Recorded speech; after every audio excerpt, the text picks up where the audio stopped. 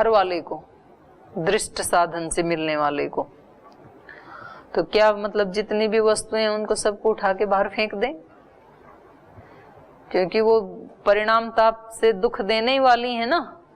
तो क्या करें, कमरे में से निकाल के सब बाहर फेंक दें क्या सब कोई, तो भी दुख मिलेगा।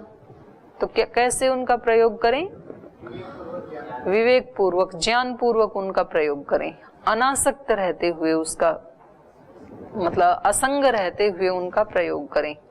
छूटना वास्तव में बाहर से नहीं होता है, मन से होता है। नहीं तो फिर आप तो घर बार सब छोड़ के आ गए, माता पिता भाई बहन छोड़ के आ गए, तो त्याग पूरा। तो यहाँ अभी तो हो जाना चाहिए था, अभी तक तो समाधि की प्राप्ति, साक्षात्कार, आत्म साक्षात्कार, परमात्म साक्षात्कार हो ही जाना चाहिए था, क्योंकि सब तो छोड़ के आ गए थे। हुआ क्यों नहीं? चेहरे बदले हैं, अंदर से तो जुड़ा ही हुआ है ना, अभी आसक्ति तो है ही ना चित्त में। तो जो वहां जो भाई बहन थे और यहाँ जो भाई बहन हैं उनके चेहरे बदल गए, वहां जो माता पिता थे और यहाँ के जो अभिभावक हैं उनकी शक्लें बदल गई बस। बाकी तो ऐसा ही संसार है अभी भी। तो ये आसक्ति या अनासक्ति किससे जुड़ी हुई है? मन से जुड़ी हुई है, बाहर की वस्तुओं से कम जुड़ी हुई है, बाहर की वस्तुओं से भी जुड़ी हुई है, ऐसा नहीं है। वो आलंबन है उनके, लेकिन उसकी जड़ें कहाँ हैं? अंदर है, मन में है जड़ें।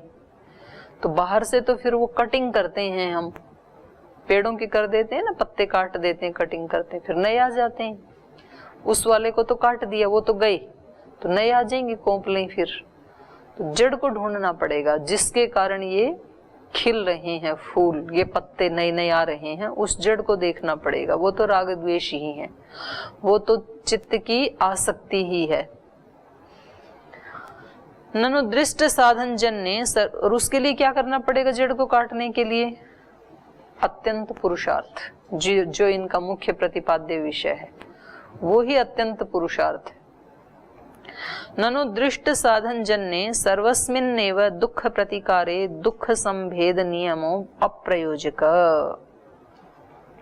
कह रहे हैं सभी प्रकार के जो दुखों का प्रतिकार है, जो कि दृष्ट साधन जन्य, दृष्ट साधनों से उत्पन्न होने वाला, धन आदि से दुख का जो नाश होता है वो सब, ननु दृष्ट साधन जन्य सर्वस्मिन्नेव दुख प्रतिकारे, सभी दुख के प्रतिकारों में, दुख का नाश करने वाले सभी उपायों में दुख संभेद नियमो अप्रयोजक, दुख संभेद नियम प्रयोजक नहीं है। दुख संभेद नियम माने धन आया और दुख का भेदन कर दिया, तो ये क्या हो गया? दुख संभेद नियम हो गया ये, कि दृष्ट साधन से हम कुछ स्थान के ऊपर दुख का भेदन कर सकते हैं। सब जगह ये नियम ठीक काम नहीं करता है। दुख प्रतिकारे दुख संभेद नियमों अप्रयोजक, सब जगह ये प्रयोजक नहीं बनता है, सारे दुखों को ये दृष्ट साधन ठीक नहीं कर पाते हैं।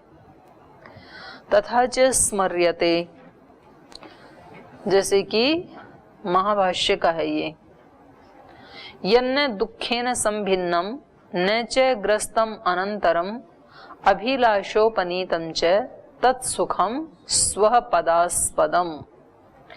कौन सा सुख स्वपद है? तो कह रहे हैं यन्न दुखेन संभिन्नम, ऐसा सुख जिसमें दुख थोड़ा सा भी मिला हुआ ना हो, जो दुख से मिश्रित ना हो। संसार के सुख सारे क्या हैं? दुख से मिश्रित हैं। सुख तो आता है, लेकिन किसी को तो पीड़ा हमने दे दी तो वो भी इसमें मिल के आती है। कहते हैं ना कि भाई ये जो इसके पास जो संसाधन हैं, ये तो किसी लोगों के खून से सने हुए हैं, किसी व्यक्ति का खून करके इस व्यक्ति ने धन अर्जित किया। तो कहते हैं इसके ये जो संसाधन हैं ये सब दूसरे गरीब लोगों के रक्त से सने हुए हैं। तो सम्मिश्रण हो गया ना इन सुखों में, दूसरों की आहों का, दूसरों की चीत्कारों का, दूसरों की करुण पुकारों का। तो जो मांसाहार आदि करते हैं तो उनको मांसाहार के साथ साथ वो भी मिलता है साथ में।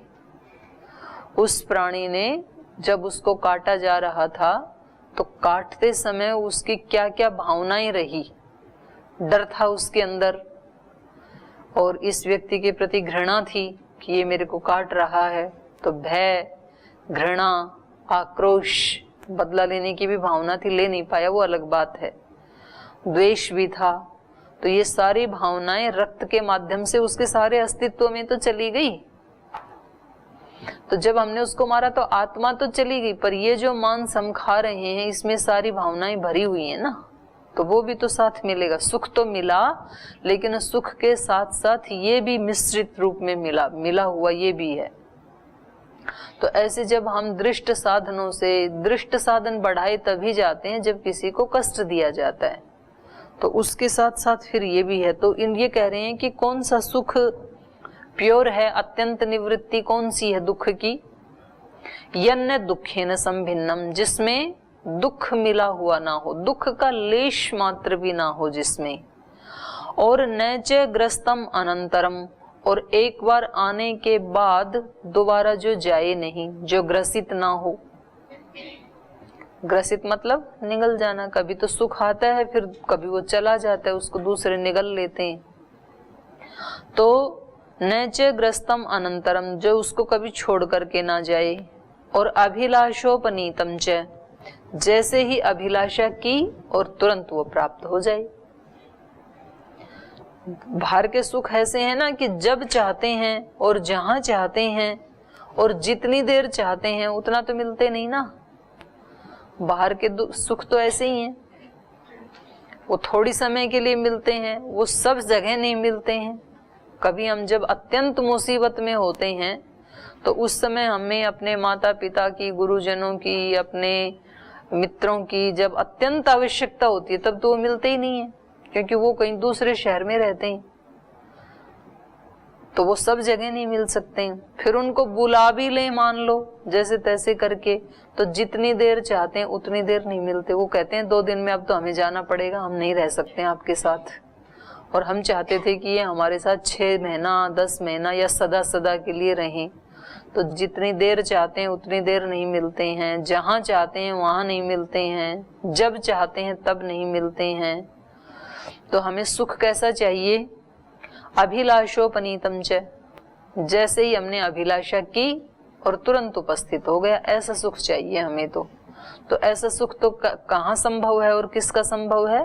परमात्मा का ही संभव है, क्योंकि परमात्मा हर जगह है। आप जहां चाहो वो सुख मिलेगा, जब चाहो तब मिलेगा, क्योंकि वो 24 घंटे उपस्थित है।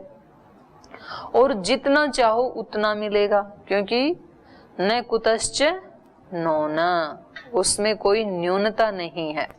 अकामो धीरो अमृतो स्वयंभू रसेन तृप्तः न कुतश्च नो न, वो कहीं से भी न्यून नहीं है, कहीं से भी कम नहीं है। वो तो जितना चाहे ले लो, आपकी लेने की ताकत खत्म हो जाएगी, लेकिन उसकी देने की ताकत खत्म नहीं होगी। कितना भी ले लो, और केवल आप ही क्यों, सारी सृष्टि ले लो, आपके साथी भी ले लें, आपके परिवार वाले भी ले लें, जो आपके दूसरे संस्थानों में पढ़ते हैं वो लोग भी ले लें, जो आपके शत्रु हैं वो भी ले लें, सब ले लें, तो भी उसमें कोई न्यूनता नहीं आएगी।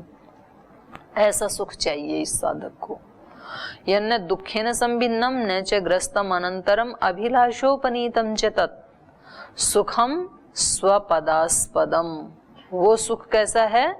इन्होंने यहाँ स्व शब्द का जो इन्होंने हिंदी की है ना, इन्होंने स्वर्ग कहा है कि वो तो स्वर्ग का सुख है, लेकिन यहाँ स्व का अर्थ होता है अपनी आत्मा से मिलने वाला सुख, अपने ही स्वरूप से मिलने वाला जो सुख है। स्वपद, स्वपदास्पदम, वो स्व शब्द से कहा जाता है, अर्थात वो आत्म सुख, आत्मा के सुख से कहा जाता है। ऐसा सुख तो परमात्मा का ही सुख है, जो अपने अंतःकरण में, अपनी आत्मा में ही प्राप्त हो सकता है। तो उसको प्राप्त करने के लिए हमें क्या करना है?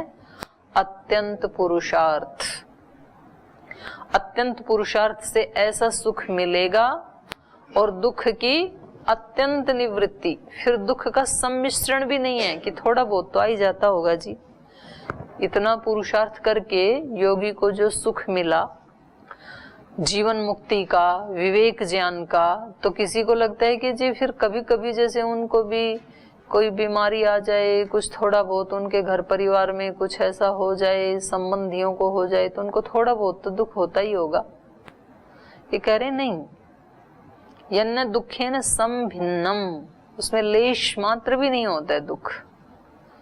वो दोनों के ऊपर ही चले गए ना, सांसारिक लौकिक सुख और लौकिक दुख, जिसको गीता में त्रिगुणातीत वाली स्थिति कही। और एक बार आके जाता नहीं है फिर। और ये सुख तो ऐसे हैं, आज तो आए, आज तो एसी लगाया और कल ही खराब हो गया तो सुख भी गया। खराब हो ही जाते हैं, खराब भी ना हो तो पुराने हो जाते हैं, टूट जाते हैं, कुछ ना कुछ तो ये तो आके चले जाते हैं ना। एक ऐसा भी सुख है जो एक बार आने के बाद कभी जाता नहीं है। एक सात्विकता का सुख है, सत्वगुण का, तो वो जब आता है तो मिल जाता है, लेकिन सत्वगुण गया तो दोबारा रजोगुण तमोगुण आ जाते हैं। तो हम देखते हैं हमारे चित्त की कभी कभी इतनी अच्छी स्थिति होती है कि लगता है कि कहीं जीवन में दुख का लेश मात्र भी है ही नहीं, और मेरे से ज्यादा सुखी आत्मा तो कोई धरती पे है ही नहीं, पूर्ण तृप्ति। और अगले समय में देखते हैं कि फिर चित्त विचलित, फिर दुख की प्राप्ति, तो फिर रजोगुण तमोगुण आते हैं। और ये सुख कैसा है, ये एक बार आकर के फिर जाता नहीं है। तो कितना अच्छा सुख है, नैचे ग्रस्तम अनंतरम।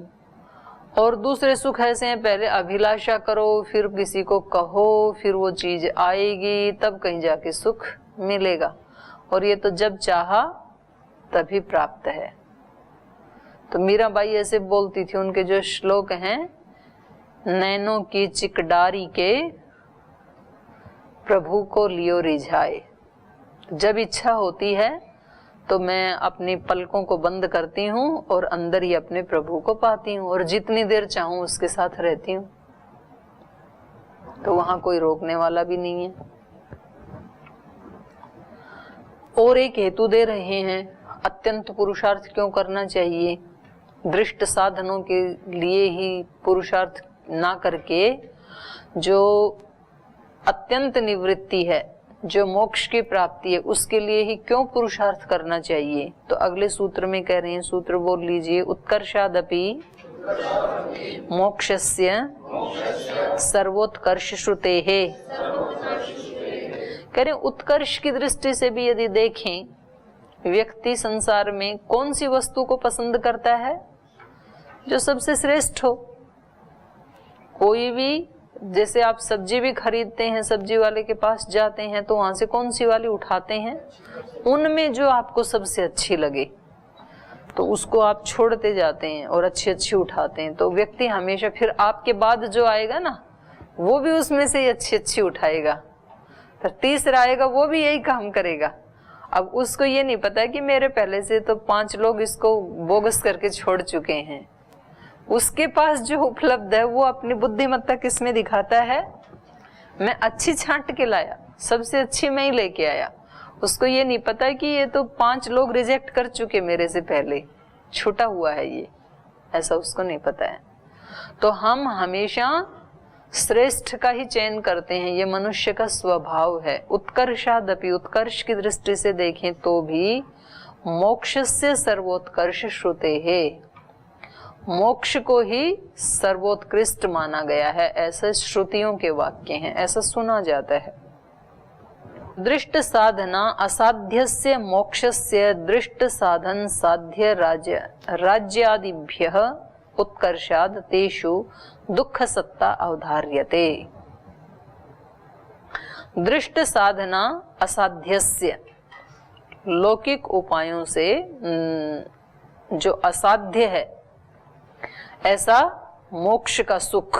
दृष्ट साधना असाध्यस्य मोक्षस्य, दृष्ट साधन साध्य, दृष्ट साधनों से साध्य कौन से सुख हैं, राज्य आदि की, उससे कोई व्यक्ति राज्य का सुख ले सकता है, मकान गाड़ी आदि का सुख ले सकता है, तो ये सुख हैं।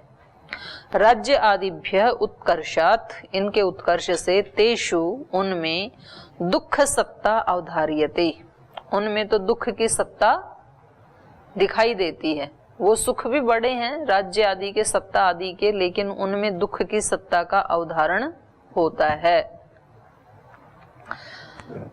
तेषु दुख सत्ता अवधार्यते। अपि शब्दात, सूत्र में जो अपि कहा ना, उत्कर्षाद अपि, अपि शब्दात त्रिगुणत्व आदि अपि कह रहे हैं। यहाँ अपि कहने से क्या कहना चाह रहे हैं सूत्रकार, कि त्रिगुण से भी जो सुख मिलता है, त्रिगुणत्व आदिरपि, उनसे भी, त्रिगुण में कभी तो रजोगुण से व्यक्ति को सुख की अनुभूति होती है, कभी सत्वगुण से होती है, कभी कभी तमोगुण से भी होती है। तीनों गुणों से सुख की अनुभूति करता है। तमोगुण से सुख की अनुभूति कब करता है? जब थका हुआ है और अच्छी सी उसको नींद आ जाए, तो तमोगुण से सुख की अनुभूति होती है। रजोगुण से सुख की अनुभूति कब होती है? जब अभीप्सित वस्तु मिल जाए, जो हम चाह रहे थे वो हमें मिल जाए, तो ये रजोगुण से तृप्ति है। सत्वगुण से तृप्ति कब होती है? जब ज्ञान की प्राप्ति होती है, राग द्वेष आदि हट जाते हैं, तो वो जो ज्ञान की स्थिति में रहने से जो सुख की प्राप्ति, वो पीछे वाले दोनों से भी उत्कृष्ट है। तो त्रिगुण से भी सुख की प्राप्ति होती है। लेकिन ये जो सुख की प्राप्ति है, ये उन त्रिगुण से मिलने वाले सुखों से भी ज्यादा उत्कृष्ट है। तो इसलिए आपने वहां देखा ना योग दर्शन में वो जो सूत्र है ऋतंभरा प्रज्ञा वाला, धर्म में एक समाधि, चौथे पाद में, प्रसंख्याने अपि कुसीदस्य धर्म,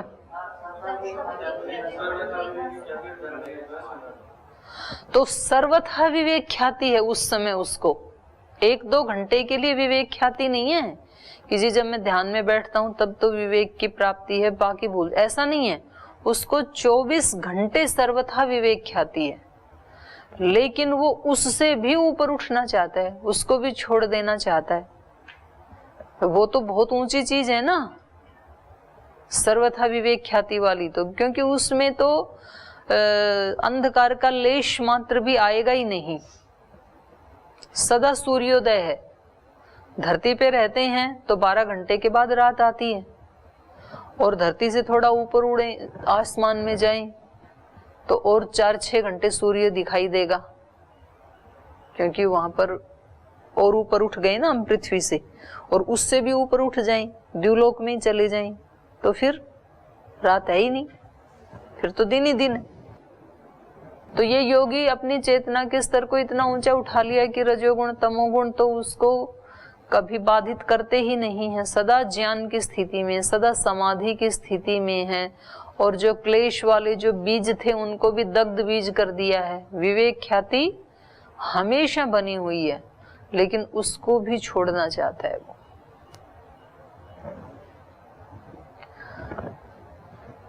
तो यहां भी वही बात कह रहे हैं, उत्कर्षाद अपि, उत्कर्ष की दृष्टि से भी। तो अपि का मतलब है यहाँ पर त्रिगुणत्व आदि अपि, त्रिगुण से मिलने वाले सुख को भी। मोक्षस्य उत्कर्षे प्रमाणम, मोक्ष का जो उत्कर्ष है उसमें प्रमाण माना है। सर्वोत्कर्ष श्रुते इति, क्योंकि जो मोक्ष का सुख है उसकी सर्वोत्कृष्टता सुनी जाती है। छांदोग्य उपनिषद में कहा, न हव स शरीरस्य सतः प्रिया प्रिययोः अपहति अस्ति। जब तक शरीर के साथ है ये आत्मा, तब तक प्रिय और अप्रिय से अत्यंत अपहति नहीं होती है। जब तक ये शरीर के साथ है तो थोड़ा बहुत तो कम से कम शरीर वाला जो थोड़ा बहुत इसको दुख जुड़ा ही हुआ है ना, करना पड़ रहा है ना शरीर का। अब इसको आवश्यकता नहीं है शरीर की, न मन की न बुद्धि की, लेकिन तो भी चक्र भ्रमणवत धृत शरीर है, शरीर को धारण किया हुआ है। चक्र का काम तो पूरा हो गया। चक्र को घुमाया किस लिए था? घड़ा बनाने के लिए। घड़ा तो बन गया, फिर अभी भी चक्र घूम रहा है, तो अब इसके घूमने की जरूरत नहीं है ना, घड़ा तो बन गया। तो शरीर को किस लिए धारण किया था? मोक्ष को प्राप्त करने के लिए, और मुक्ति तो मिल गई, जीवन मुक्त हो गया ये, तो अब शरीर की कोई आवश्यकता नहीं है। लेकिन तो भी जैसे वो चक्र तब तक घूमेगा जितना उसको वेग दे दिया था घुमाते समय कुम्हार ने, तो ये शरीर भी तब तक चलेगा जब इस शरीर के पैदा होते समय इस शरीर को जितना वेग दे दिया था उतनी देर तक चलेगी इस जीवन की यात्रा। तो ये चलती है तो उतनी देर के लिए तो कम से कम उस ये शरीर बाधक ही है उसके लिए, उसको कह रहे हैं वहां उपनिषदों में विदेह मुक्ति की उत्कृष्टता को बताने के लिए ये लाइन कही है। न व सशरीरस्य सतः, सशरीर के रहने तक प्रिय अप्रियो अपहति अस्ति, अशरीरम व संतम प्रिया प्रिय न स्पृशत। लेकिन जैसे ही ये अशरीर हो जाता है आत्मा, शरीर का भी त्याग देता है, तो फिर प्रिय या अप्रिय का स्पर्श भी नहीं होता है, छुएंगे ही कहां, क्योंकि आत्मा कैवल्य को प्राप्त हो गया, जीवन से भी विदेह हो गया। इत्यादि ना विदेह कैवल्यस्य उत्कर्ष श्रुते इत्यर्थः। तो इस प्रकार के जो उदाहरण हैं या योग दर्शन का जो मैंने अभी दिया सर्वथा विवेक ख्याते वाला, तो ये सारे उदाहरण क्या बता रहे हैं कि जो विदेह कैवल्य है वो ही सबसे उत्कृष्ट स्थिति है। आत्मा के लिए सबसे टॉप, सबसे उत्कृष्ट स्थिति क्या है? विदेह कैवल्य। शरीर को भी जब छोड़ दिया इसने और अब ये परमात्मा के आनंद में आनंदित है, ये आत्मा की सबसे उत्कृष्ट स्थिति है मोक्ष वाली। तो फिर उसके लिए पुरुषार्थ करना ही सार्थकता है पुरुषार्थ की, अत्यंत पुरुषार्थ। पुरुषार्थ तो अत्यंत है, लेकिन उपलब्धि भी तो अत्यंत ही है। मिलता भी तो क्या है? भूमा मिलता है ना। फिर तो उसको यदि देखें, परिणाम को यदि देखें, तो ये पुरुषार्थ वाली कीमत तो कुछ भी नहीं है, और पुरुषार्थ से कभी उसको पाया नहीं जाता है। ये भी एक अगली बात है। जैसे संसार की सारी चीजें पुरुषार्थ से पाई जा सकती हैं, ऐसे परमात्मा को पुरुषार्थ से नहीं पाया जा सकता है। पुरुषार्थ से अपने दोषों को मिटाया जा सकता है, परमात्मा तो परमात्मा की कृपा से ही मिलता है। तम एव एषः लभ्य, क्या है वो? नायम आत्मा प्रवचनेन लभ्य, न मेधया न बहुना श्रुतेन, यम एव एष वृणुते। जिसको ये चुन लेता है तेन लभ्य, उसके द्वारा प्राप्त किया जा सकता है। तो ये परमात्मा तो अपनी अहेतु की कृपा से ही उपलब्ध होते हैं, लेकिन वो अहेतु की कृपा करते किसके ऊपर हैं? ऐसे थोड़ी राह चलते किसी के भी ऊपर कर देंगे, जिसको वो पात्र समझते हैं कृपा का। कृपा किसके ऊपर की जाती है? कृपा पात्र पे। तो पुरुषार्थ करके ये व्यक्ति पात्र तो बन सकता है, लेकिन जबरदस्ती कृपा ले नहीं सकता है कि कृपा देते हो कि नहीं देते हो, अब मैंने सब हटा दिया है। तो फिर ये जो मांगना है यही अपने आप में बैरिकेड है। ये जो अहंकार है कि मैंने इतने मंत्रों का जाप कर दिया, ऐसे झगड़ा करते हैं भगवान के साथ लोग। 1.25 करोड़ मंत्रों का जाप कर दिया, इतना यज्ञ कर दिया, और अभी भी मेरा काम नहीं बन रहा है, तो ये तो अन्याय है। तो ऐसा कह करके वो भगवान को जब धमकाता है भगवान को कष्ट होगा या इसको होगा? इसी को ही होगा, क्योंकि उसका ही अंतःकरण अशांत हो जाएगा, फिर शांति को छोड़ देगा। तो परमात्मा कभी भी ऐसे पुरुषार्थ से नहीं मिलेगा। और परमात्मा को प्राप्त करने के लिए हमें ये भी नहीं सोचना चाहिए कि जब हम बिल्कुल विशुद्ध हो जाएंगे ना, सारे दोषों का नाश कर लेंगे, तब हम भगवान जी को बुलाएंगे कि अब आ जाओ आप। तो ऐसा तो कभी होगा ही नहीं। तो इसलिए भक्ति का मार्ग है, वो क्या कहता है? वो कहता है तुम जैसे भी हो ना वैसे समर्पित हो जाओ। उसके समर्पण में चले गए तो बाकी की शुद्धि वो कर देता है। फिर तो अपने आप को क्या समझे हम? हम भगवान की शरणागति में उसके समर्पित हैं। तो ऐसा समझते ही फिर आधी समस्या खत्म, और फिर हमारे माध्यम से जो हो रहा है उसको वो कर रहा है। तो एक दिन की भी देरी करने की जरूरत नहीं, एक पल की भी देरी करने की जरूरत नहीं है। जैसे भी हैं वैसे ही समर्पित हो जाओ, आगे वो अपने आप ठीक कर लेगा। बच्चा कभी ये देखता है कि मैं जब स्नान कर लूंगा, सारी मिट्टी धूल हटा दूंगा, तब मैं माँ की गोद में जाऊंगा? ऐसे नहीं सोचता वो। उसको जब जाना होता है चला ही जाता है, वो कितना भी गंदा क्यों ना। आगे का काम माँ अपने आप करेगी, तो धूल भी हटाएगी, कपड़े बदलने हैं तो बदल भी देगी, नहलाना है तो नहला भी देगी, रहना उसके पास है। तो इतनी ज्यादा समझदारी भी ठीक नहीं है कि माँ की गोद में जा रही हैं तो ऐसी गंदे वाले फ्रॉक पहन के कैसे जाएं। तो साधक जैसा भी होता है वैसा ही वो कहता है मैं आपका हूं, और ये जो दोष आ गए अब ये आपकी कृपा से, आपकी शक्ति से, मेरे माध्यम से दूर हों। नहीं तो कैसे आप प्रार्थना कर सकते हैं, धियो यो नः प्रचोदयात् भर्गो देवस्य धीमहि तत्सवितुर्वरेण्यम, ये कैसे बोल सकते हैं आप? उसका वर्ण कैसे कर सकते हैं जब तक आप इतने गंदे अंतःकरण वाले हैं? तो क्योंकि वो तो समर्पण को ही देखता है, उसी को ही सुनता है वो। तो कह रहे हैं कि ये जो श्रुतियां हैं ये सब भी ये बता रही हैं कि हमें अत्यंत पुरुषार्थ करना चाहिए, सामान्य पुरुषार्थ नहीं करना चाहिए। सामान्य पुरुषार्थ नहीं करना चाहिए मतलब काम को सब छोड़ देना चाहिए, ये नहीं कह रहे हैं। उन कार्यों को करते हुए ही उनकी क्वालिटी कैसी होनी चाहिए? वो साधना जैसी ही होनी चाहिए, भजन साधन जैसे ही सारे काम होने चाहिए। तो वो ही अत्यंत पुरुषार्थ है। उनको साधना बना लेना, उनको निष्काम भाव से करना, ये ही अत्यंत पुरुषार्थ है। अत्यंत पुरुषार्थ का अभिप्राय ये नहीं है कि कोई 150 किलो वेट उठाना है ऐसे वेट लिफ्टिंग की तरह से। ये ही अत्यंत पुरुषार्थ है कि हमारा हर पल, हमारी हर क्रिया, हमारा हर व्यवहार कैसा हो?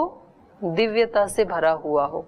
उसके लिए रोज कोशिश करना। आप कोशिश करोगे ना तब भी आपको अगले दिन लगेगा कि आज कल से भी ज्यादा आज का व्यवहार दिव्य है, कल से भी आज ज्यादा अच्छा है, ऐसा लगेगा आपको।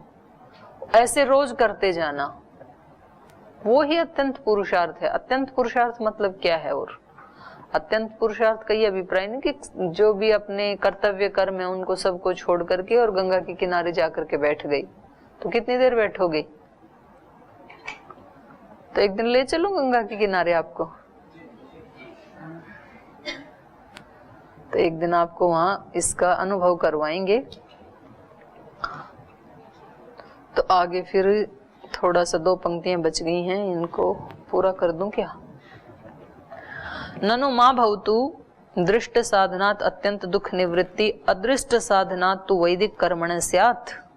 चलो दृष्ट साधन धन आदि से दुख की अत्यंत निवृत्ति ना होवे, लेकिन जो अदृष्ट साधन है अर्थात जो वैदिक कर्म कांड हैं, यज्ञ याग आदि हैं, उनके द्वारा तो दुख की निवृत्ति हो जाएगी। क्योंकि ऋग्वेद का मंत्र है अपाम सोमम अमृता अभूमा, मैंने सोमपान कर लिया है इसलिए अब हम अमर हो गए हैं। तो हम वो ही कर लेंगे, कर्म कांड कर लेंगे, यज्ञ याग आदि कर लेंगे। क्योंकि ये तो ज्यादा ही टफ जॉब है जो आपने बता दिया ना, अत्यंत पुरुषार्थ कि हर समय ध्यान रखना। तो बोले इससे अच्छा तो कर्म कांड कर लेंगे। तो उसके लिए ऋषि क्या कहते हैं ये फिर कल पढ़ेंगे। आज यही पाठ को विराम देते हैं।